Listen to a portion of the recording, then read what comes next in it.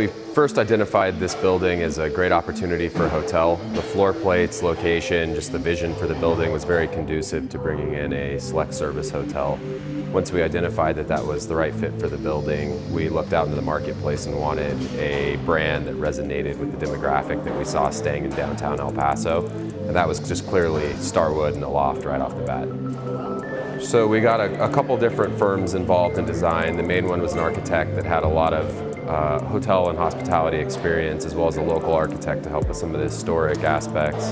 And so we did our best to juxtapose the history of the building and encapsulate what we could, but also bring in the modern design elements that the younger demographic wants, and that hence the Aloft branding. Lane and his firm, when they purchased the building, you know, they did really everything the right way.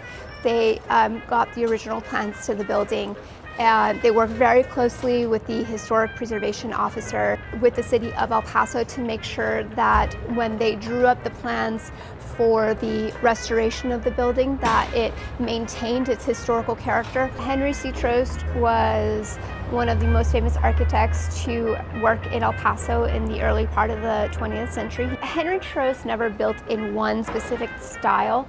If he ever had a predominant style, he would always incorporate elements from other architectural styles.